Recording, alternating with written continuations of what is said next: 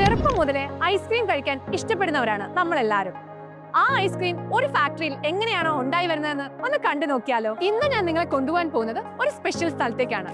കഴിഞ്ഞ 50 വർഷമായും സൗത്ത് ഇന്ത്യയിലും മിഡിൽ ഈസ്റ്റേൺ കൺട്രീസിലും ബെസ്റ്റ് ക്വാളിറ്റി ഐസ്ക്രീം സെർവ് ചെയ്യുന്ന ഒരു brand, yes, the Lazza ice creams. ഇന്ന് ഞാനുള്ളത് കളമശ്ശേരിയിലുള്ള ലാസയുടെ ഐസ്ക്രീം ഫാക്ടറിയിലാണ്.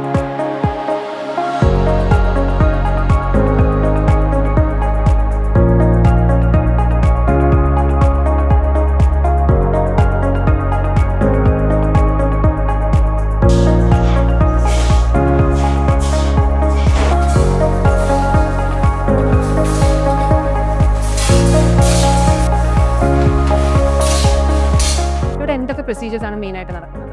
പ്രധാനമായും റോ മെറ്റീരിയൽസ് റിസീവിംഗ് ആണ്. റോ മെറ്റീരിയൽ റിസീവ് ചെയ്യുമ്പോൾ ഫസ്റ്റ് നമ്മൾ റിസീവ് ചെയ്യുന്നത് മിൽക്കാണ്.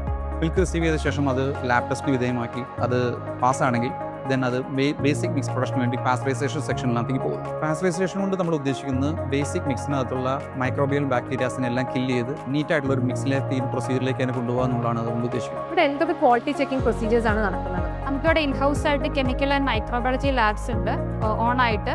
സോ വരുന്ന എല്ലാ പാക്കിംഗ് മെറ്റീരിയലും റോ മെറ്റീരിയലും തന്നെ ഇൻകമിംഗ് ഇൻസ്പെക്ഷൻ പ്രൊസീജിയേഴ്സ് ചെയ്യുന്നതാണ്. ബാച്ച് വൈസ് ആയിട്ട് നമ്മൾ ഓരോ മിക്സുകളും ടെസ്റ്റ് ചെയ്തിട്ടാണ് പ്രൊഡക്ഷനിലോട്ട് ഇഷ്യൂ ചെയ്യുന്നത്. അതുപോലെ തന്നെ ഐസ്ക്രീം പ്രൊഡക്ഷൻ എടുത്തതിന് ശേഷവും മൈക്രോബയോളജി ആൻഡ് കെമിക്കൽ ടെസ്റ്റുകൾ പാസ്സായാൽ മാത്രമേ നമ്മളിത് വിപണിയിലോട്ട് വിടാറുള്ളൂ. പാസ്ചറൈസേഷന് ശേഷം ഏജിംഗ് സെക്ഷനിലേക്കാണ് മിക്സ് പാസ് ചെയ്യുന്നത്.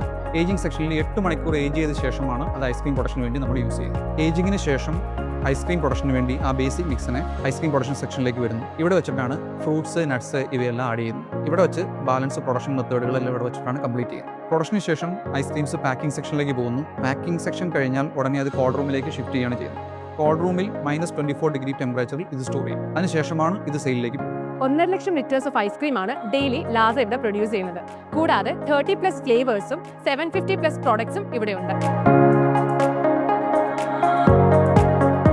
ഇവിടെയാണ് ഐസ്ക്രീം പാക്കേജിംഗ് കഴിഞ്ഞിട്ട് ഓരോ ഡിസ്ട്രിബ്യൂഷൻ യൂണിറ്റിലേക്ക് ഡിസ്പാച്ച് ആകുന്നത്. ഏതൊക്കെ മേജർ സെക്ടേഴ്സിലാണ് ലാസ ഐസ്ക്രീമിന്റെ സെയിൽസ് നടക്കുന്നത്?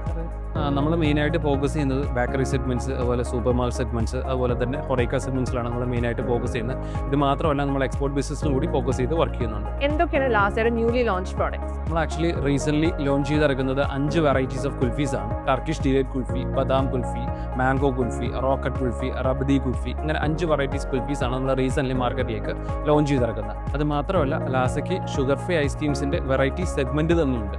ഏതൊക്കെ ഫ്ലേവേഴ്സിലാണ് ഷുഗർ ഫ്രീ ഓപ്ഷൻസ് അവൈലബിൾ ആയിട്ടുള്ളത്? ആക്ച്വലി നമുക്ക് 3 ഫ്ലേവേഴ്സിലാണ് വരുന്നത്: വാനില, സ്ട്രോബെറി, ബട്ടർ സ്കോച്ച്. ഇതിൻ്റെ എല്ലാം തന്നെ ഹാഫ് ലിറ്റർ അതുപോലെ തന്നെ 125 ml ടബുകൾ അവൈലബിൾ ആണ്. എന്തുകൊണ്ടാണ് 50 വർഷത്തിലധികമായി ലാസ ഐസ്ക്രീം ആളുകൾ ചൂസ് ചെയ്യാനുള്ള കാരണം? അത് മറ്റൊന്നും കൊണ്ടല്ല, ഞങ്ങളുടെ ക്വാളിറ്റിയിൽ യാതൊരു രീതിയിലുള്ള കോംപ്രമൈസിനും തയ്യാറായിട്ടില്ല എന്നുള്ളതാണ് പ്രധാനമായിട്ടുള്ള കാരണം. മറ്റൊന്ന്, ഇതൊരു ISO സർട്ടിഫൈഡ് കമ്പനിയാണ്. അതിൻ്റെ സ്റ്റാൻഡേർഡ് അനുസരിച്ചുള്ള ഹൈജീൻ സ്റ്റാൻഡേർഡ്സ് മെയിൻറ്റെയിൻ ചെയ്തുകൊണ്ടാണ് ഓരോ പ്രൊഡക്ഷനും മുമ്പോട്ട് പോയിക്കൊണ്ടിരിക്കുന്നത്. മാത്രമല്ല റിയൽ ഫ്രൂട്ട്സ് ആണ് നമ്മൾ യൂസ് ചെയ്തുകൊണ്ടിരിക്കുന്നത്. ഇതാണ് പ്രധാനമായും ഉള്ള കാരണം. ഐസ്ക്രീംസ് റോ മെറ്റീരിയൽസിൽ ഷുഗറാണ് ഏറ്റവും ചീപ്പായിട്ട് മാർക്കറ്റിൽ നിന്ന് അവൈലബിൾ ആയിട്ടുള്ളത്. അതുകൊണ്ട് തന്നെ മറ്റു പലരും ഇത് ഐസ്ക്രീംസിൽ വളരെ അമിതമായിട്ട് ഉപയോഗിക്കുന്നതായിട്ട് കാണുന്നു.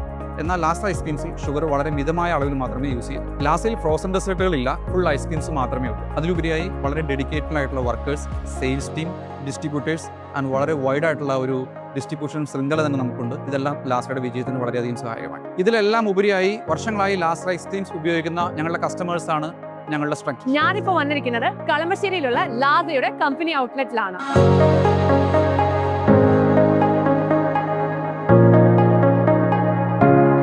ലാസയുടെ പ്രീമിയം സെഗ്മെന്റിൽ വരുന്ന എല്ലാ ഐസ്ക്രീംസും എന്റെ ഫേവറേറ്റ്സ് ആണ്. അതിൽ ഏറ്റവും ഇഷ്ടം ഏതാണെന്ന് ചോദിച്ചു കഴിഞ്ഞാൽ it will be Spanish delight. ലാസയുടെ ഗാജർ ഹൽവ ഫ്ലേവർ, ഇതിനകത്ത് റിയൽ ആയിട്ടുള്ള ക്യാരറ്റ് പീസസ് ആഡ് ചെയ്തിട്ടുണ്ട്. ആൻഡ് ലിറ്ററലി ഗാജർ ഹൽവയുടെ ടേസ്റ്റ് ആണ് ഈ ഐസ്ക്രീമിനകത്ത് ഉള്ളത്. ഇവരുടെ ഐസ്ക്രീംസിൽ ആർട്ടിഫിഷ്യൽ കളേഴ്സോ ഫ്ലേവേഴ്സോ ഒന്നും തന്നെയില്ല. ലാസയുടെ ഐസ്ക്രീംസ് ഇപ്പോൾ എല്ലാ സ്റ്റോഴ്സിലും സൂപ്പർ മാർക്കറ്റ്സിലും അവൈലബിൾ ആണ്. നിങ്ങൾ ഇതുവരെ ട്രൈ ചെയ്തിട്ടില്ലെങ്കിൽ മസ്റ്റ് ആയിട്ടും ട്രൈ ചെയ്ത് നോക്കൂ.